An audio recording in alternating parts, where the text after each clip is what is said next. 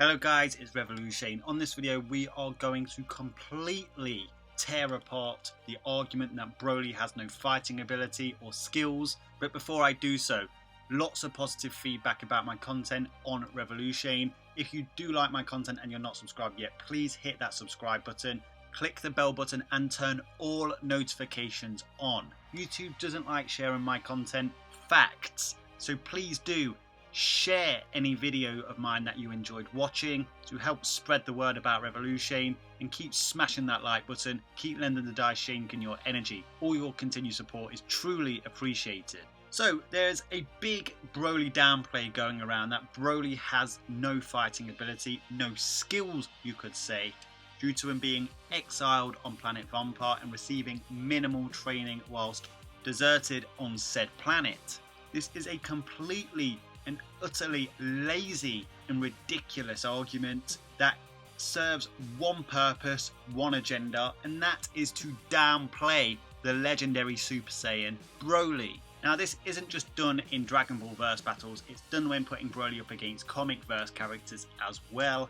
The argument that's often made is, yeah, sure, Broly has insane adaptation boosts, but the belief is that these adaptation boosts only affect Broly's raw power, nothing else. But anybody who's followed the Dragon Ball franchise long enough knows that when Saiyans adapt, they don't just improve their power. Saiyan adaptation actually encapsulates a lot of things that the Saiyans improve upon. But the thing is, Broly isn't any ordinary Saiyan. He's not even a mere prodigy of Saiyans. He's a prodigy amongst prodigies of Saiyans. Now, the thing about fighting abilities and fighting skills in Dragon Ball is, even if you are fighting somebody who is more powerful, having superior fighting abilities or skills can serve as an equalizer to a greater power. Obviously there's a limit to how much it can equalize. If the greater raw power advantage is too much of a raw power advantage, then obviously that would topple somebody who even has greater martial arts abilities. But we have seen plenty of occasions in Dragon Ball where a superior martial arts caliber has succeeded against the greater power, at least for a short while. Usually the case in Dragon Ball is that the greater power succeeds in the end. But the difference between the usual set of scenarios in Dragon Ball and Broly from the Dragon Ball Super Broly movie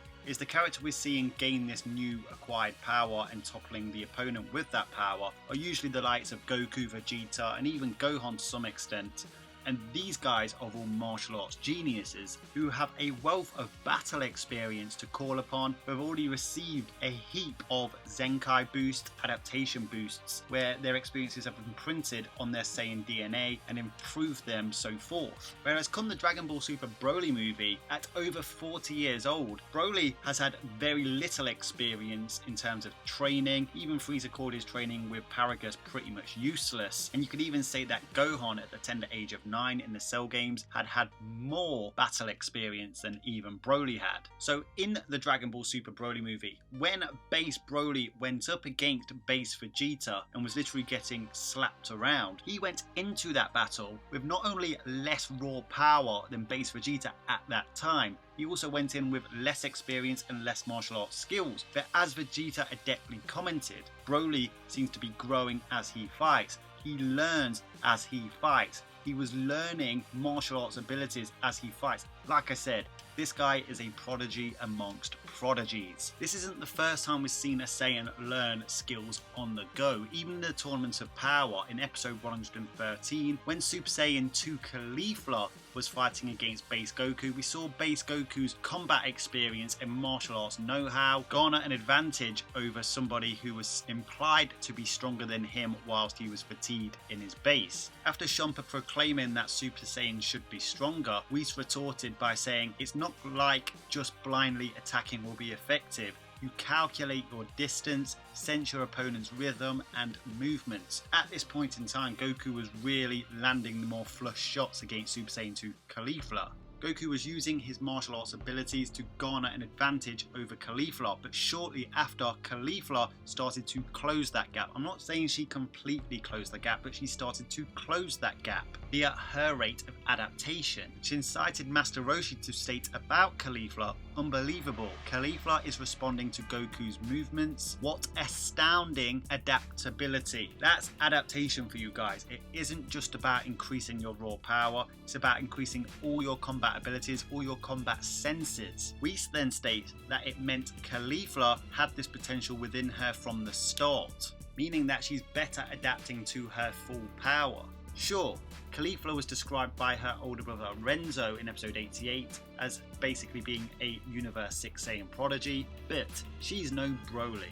Back to Broly vs Vegeta. Broly forced Vegeta to use Super Saiyan. Of course, Broly's rise in power certainly played a part, but even after this amount of experience, even if Broly did surpass base Vegeta in raw power at that time, Vegeta should still have had an advantage and would have had no need to go Super Saiyan at the time he did, because he has a wealth of experience and should be the superior martial artist, the superior fighter, with a wider array of combat skills at his disposal. Yet he turns Super Saiyan to regain the power advantage despite still maintaining more combat skills etc. than Broly.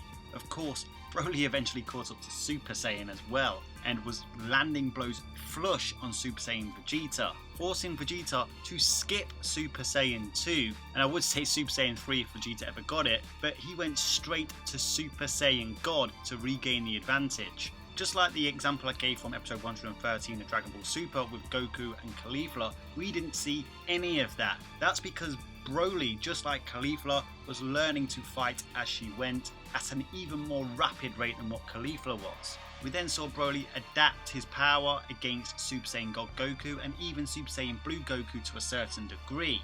Goku once again opting to go for power-ups over trying to dominate his opponent through martial arts abilities. And as mentioned before, even though Vegeta is, Goku is a martial arts master. Even in the Tournament of Power in episode 123, we saw Goku outsmart another martial arts master, nearly eliminating Jiren the Grey by employing strategy. A lot of people have put this down to Goku attaining even more power, getting 20 times stronger in the space of around 10 minutes. But I did debunk that in my 40 plus minutes Tournament of power scaling video on how strong Goku got during the tournament. And the reason Goku was able to almost eliminate Jiren was due to strategy. Even the Omni Kings put it down to strategy. It wasn't that hard to figure out. It's just an example of how an inferior fighter in terms of raw power can gain an advantage over a far superior fighter in terms of raw power via strategy, via combat skills. And Jiren is a martial arts master. Of course, that was tournament rules, killing wasn't allowed, which certainly helped Goku, but Goku pulled off a very similar thing against Perfect Cell in the Cell games. Instant Kamehameha to blow Cell's head off, despite Cell's superior raw power level and even being a martial arts genius himself inherently. Of course, Cell regenerated, but Broly and Jiren don't have regeneration. Goku almost won using strategy. However, against Broly, we didn't see Goku do none of that. Now, I'm not going to go all out and say that Broly is an equal to Jiren in terms of martial arts abilities. Like I said in my Broly vs Jiren no adaptation video, I do believe Jiren has the superior martial arts abilities, but the point I'm trying to make in this video is this ludicrous notion that Broly has no fighting skills. This is further emphasized by the fact that Goku chose to fuse with Vegeta, becoming Gogeta via the Metamoran fusion. Fusion brings out the best of both Fusey's abilities. That's mixing two martial arts geniuses with two vastly different martial arts styles together, merging all their abilities, techniques, martial arts know-how together to form the perfect warrior. Super Saiyan Broly competed with not just base Gogeta, once again made up of both Goku and Vegeta, who we know even after all of this adaptation from Broly are still superior to Broly in terms of martial arts abilities, simply because Goku tells Broly he still has a lot to learn. At the end of the movie, on planet Vampa, despite this, base Gogeta didn't even bother going on the offensive.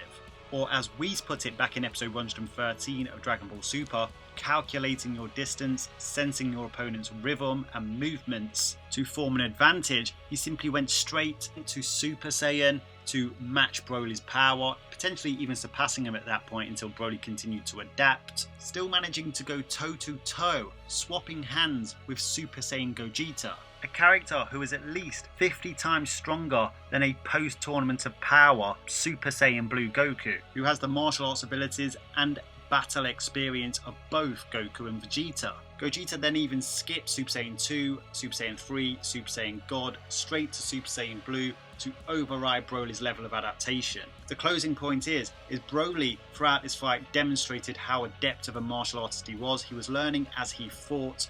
He closed that gap immensely between him, Goku and Vegeta, and even Frieza in terms of martial arts and fighting skills. Adaptation isn't just about growing in power, it's about fulfilling your own potential, adapting to your own full power and using that power more efficiently by imprinting on your experiences. You will need to finish Broly off quickly because he won't just adapt to your power, but he'll adapt to your combat skills as well. Anyway guys, that's all for this video. Hopefully I made my point. Let me know your thoughts down in the comment section. Make sure you subscribe. Make sure you smash that like button. Until next time, Ad Astra.